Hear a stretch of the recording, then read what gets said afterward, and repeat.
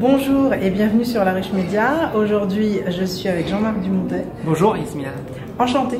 Enchanté. Nous sommes aujourd'hui dans le Palais du Luxembourg et il y a un rendez-vous ce soir au club, invité par le club de l'audiovisuel, pour justement une question-réponse autour de ce qu'est le travail et de producteur et de la culture telle que vous la voyez-vous. Et vous avez une vision assez particulière de la culture. Justement, j'avais quelques questions à vous poser là-dessus.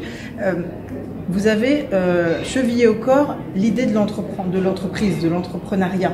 C'est quelque chose aujourd'hui de très important en France, en tout cas dans la volonté politique de vouloir faire en sorte que chacun se crée son chemin. Quel est votre regard par rapport à l'envie de création liée à la culture ? Il n'y a aucune raison que le monde de la culture n'ait pas des entrepreneurs culturels qui se saisissent de la culture et aient envie de s'engouffrer dedans et envie de proposer des beaux spectacles. Oui. Donc c'est dans ce cadre-là que j'interviens, que j'ai le plaisir d'intervenir. Et je suis, oui, effectivement, un entrepreneur culturel heureux. Alors, qu'est-ce que ça veut dire entrepreneur culturel? On a le sentiment que l'entreprise a une mauvaise image en France.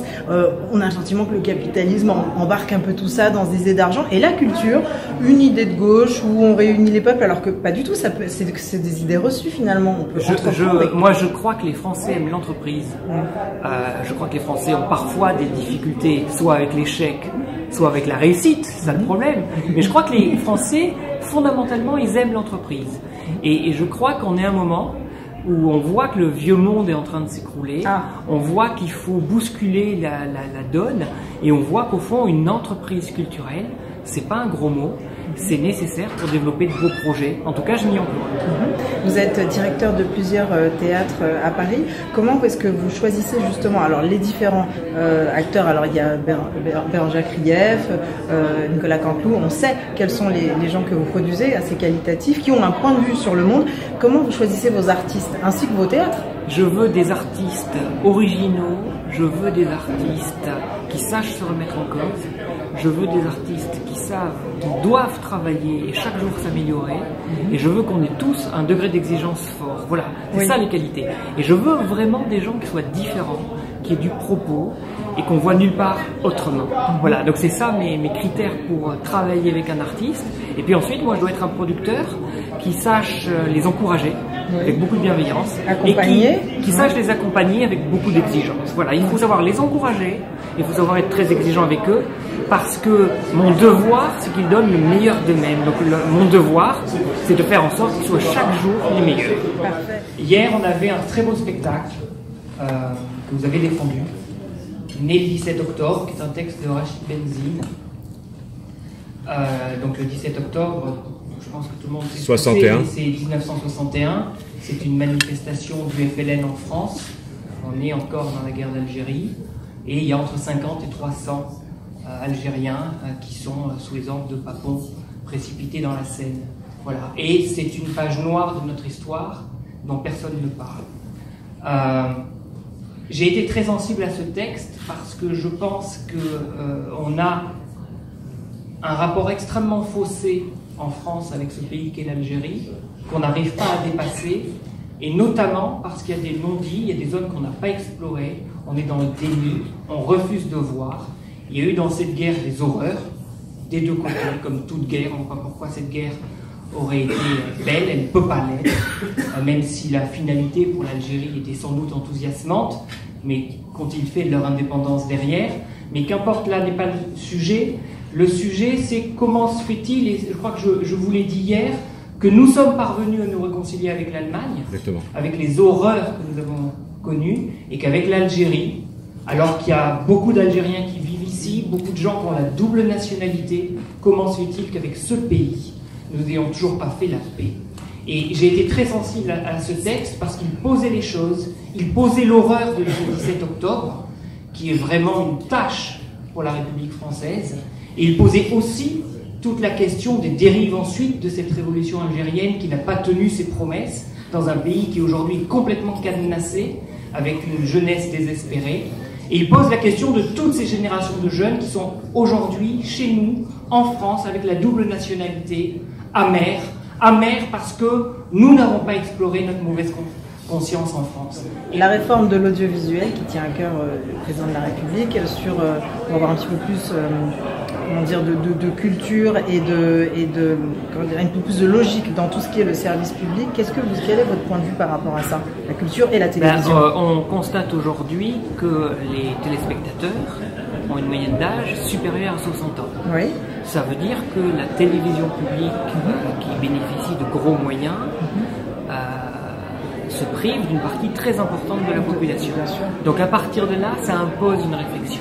Ça impose une réflexion surtout quand vous avez le développement de Netflix aujourd'hui qui bouleverse complètement la donne, quand vous avez Amazon qui va déferler, quand vous avez 30 chaînes en France, tout est remis à plat.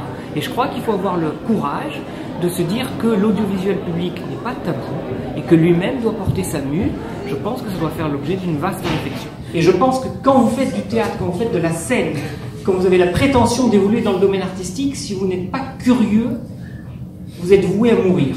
Voilà. Donc je crois que c'est intrinsèquement, de façon consubstantielle, dans nos démarches, dans nos gènes, d'aller voir ce qui se passe dans les rives, à gauche ou à droite, dans le public, dans le privé, partout où ça se passe. Et je pense que, je disais que je vois 200 pièces par an, j'ai le plaisir de voir 200 pièces par an. Et je ne me pose pas la question si c'est du public ou du privé. Je suis ému ou pas, je suis touché ou pas, ça me fait rire ou pas, ça m'attriste ou pas. Et voilà, c'est le cœur de mon métier. Parfait. Eh ben, je vous remercie beaucoup pour cette soirée, très belle soirée questions-réponses, et à très bientôt au théâtre et à la télévision, enfin partout. Et à très bientôt au théâtre. Voilà, à très bientôt au théâtre. À très bientôt au théâtre. Au revoir. Et je crois que c'est ça la nouvelle frontière et le nouvel horizon. C'est comment on fait, nous tous, qui sommes mobilisés par la culture et qui croyons en ce bienfait, comment on fait pour que cette culture, elle touche, elle sensibilise et elle fasse de nous tous des citoyens français.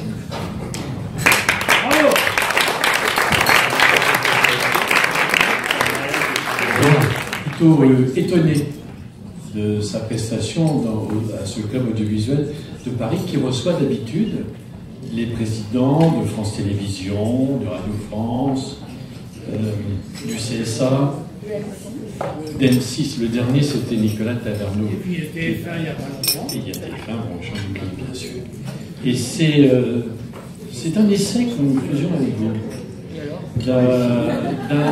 De faire venir un homme du théâtre, un homme de... Et alors nous avons vu, non pas un homme de théâtre, mais un homme de culture. Nous avons entendu d'ailleurs, et je suis passé entre les tables, beaucoup m'ont dit ça change en bien. Donc je voulais vous remercier, vous féliciter. Il y a en vous quelque chose d'autre qu'un directeur de théâtre, ou qu'un producteur, ou qu'un diffuseur, ou qu'un exploitant de salle. Je pense qu'il y a quelque chose en vous qui fait que la culture, c'est à la fois de la philosophie, c'est à la fois de la politique, c'est aussi de l'économie. Et que les trois ne sont pas incompatibles, au contraire, pour prendre un niveau nouveau, ouvrir des nouvelles portes, parce que je pense que vous savez où est le vieux monde, et vous savez comment, pour nous et pour nos enfants, on a un devoir, c'est d'en construire un nouveau, et pour ça, il faut quitter le monde notarial pour être dans celui des conquérants, dont vous êtes.